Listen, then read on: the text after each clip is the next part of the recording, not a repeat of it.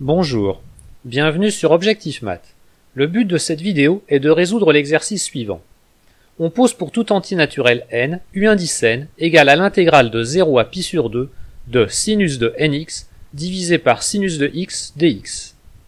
On demande 1. De justifier que ces intégrales ont bien un sens, 2. De calculer explicitement pour tout antinaturel n non nul la valeur de u indice n plus 1 moins u indice n moins 1, 3. De calculer pour tout antinaturel n la valeur de u indice 2n plus 1, 4. De prouver que la suite de termes générales u indice 2n plus 1 moins u indice 2n est convergente vers 0, et 5. De conclure quelque chose sur la suite de termes générales u indice n. Ne vous précipitez pas sur la solution, il vous sera plus profitable de chercher à résoudre l'exercice par vous-même. C'est parti pour la question 1. Même si on ne vous avait pas posé la question, vous devez toujours vérifier que les objets que vous manipulez sont bien définis. Fixons n un entier naturel quelconque non nul, et considérons la fonction f indice n qui à x associe sinus de nx divisé par sinus de x. La fonction f indice n est manifestement continue sur l'intervalle 0 pi sur 2 ouvert en 0 et à valeur réelle. L'intervalle doit être ouvert en 0 car la fonction sinus au dénominateur s'annule en 0. Remarquons cependant que pour tout x réel dans cet intervalle, f indice n de x peut s'écrire n fois sinus de nx divisé par nx fois x divisé par sinus de x.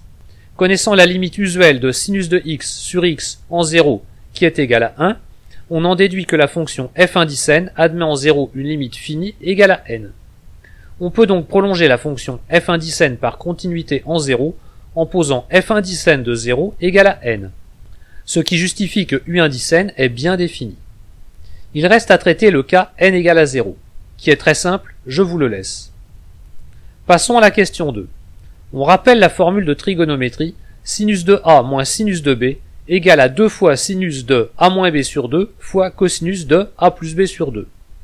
Fixons alors n un antinaturel non nul. U indice n plus 1 moins U indice n moins 1 est égal à l'intégrale de 0 à pi sur 2 de sinus de n plus 1 fois x moins sinus de n moins 1 fois x divisé par sinus de x dx.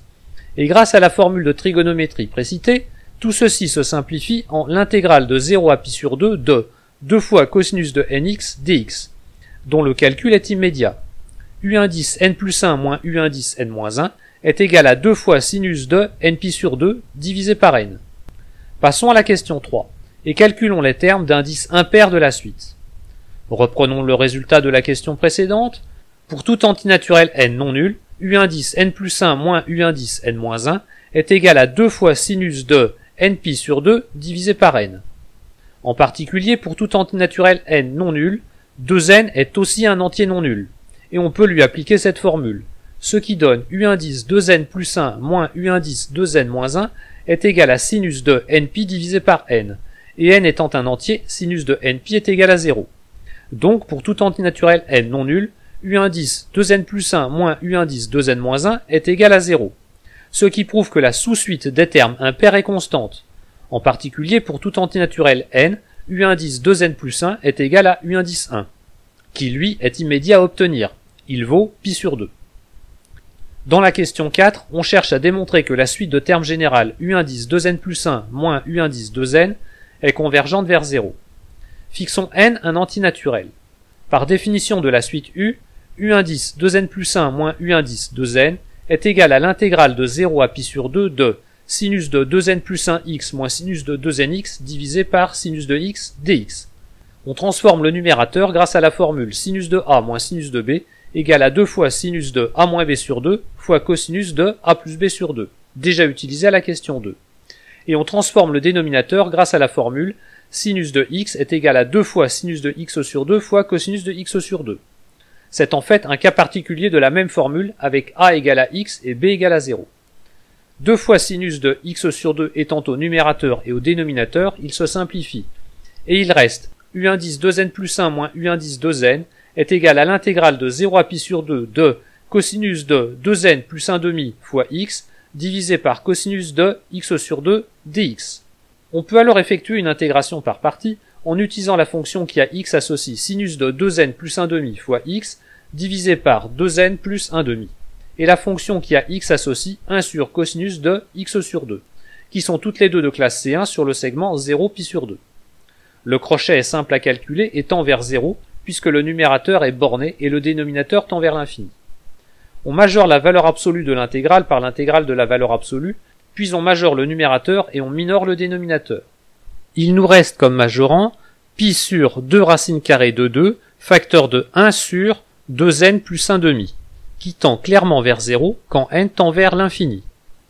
Et finalement, on a bien montré que u indice 2n plus 1 moins u indice 2n tend vers 0 quand n tend vers l'infini. Passons à la cinquième question. Nous avons montré que la sous-suite des termes impairs est convergente vers pi sur 2, et que la suite de termes générale u indice 2n plus 1 moins u indice 2n est convergente vers 0. Or, on peut écrire que pour tout antinaturel n, u indice 2n est égal à u indice 2n moins u indice 2n plus 1 plus u indice 2n plus 1, ce qui prouve que la suite des termes pairs de la suite u est aussi convergente vers pi sur 2. Comme les deux sous-suites des termes pairs et des termes impairs sont toutes les deux convergentes vers la même limite, la suite de termes générale u indice n est aussi convergente et à la même limite, c'est-à-dire que la suite u est convergente vers pi sur 2. Puisque vous m'avez écouté jusqu'ici, vous avez droit à une question supplémentaire en cadeau. En question 6, on étudie la série de termes générales, moins 1 exposant n divisé par 2n plus 1. On a vu que pour tout antinaturel n non nul, u indice n plus 1 moins u indice n moins 1 est égal à 2 fois sinus de n pi sur 2, divisé par n.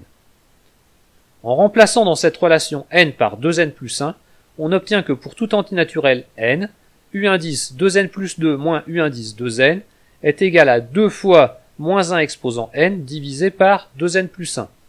On a donc pour tout antinaturel n, u indice 2n égale à la somme pour k variant de 0 à n-1 de 2 fois moins 1 exposant k divisé par 2k plus 1. Sachant que la suite u est convergente vers pi sur 2, en prenant la limite quand n tend vers plus l'infini, on obtient que la série de termes générales moins 1 exposant n divisé par 2n plus 1 est convergente et que sa somme vaut pi sur 4. On peut essayer de calculer cette somme avec maxima, mais sans succès. Par contre, en chargeant le module Simplify Sum, on dispose d'une fonction éponyme avec laquelle le calcul est bien réalisé. Voilà, cette vidéo est terminée, vous pouvez me laisser des commentaires et me poser des questions. À bientôt sur Objectif Math.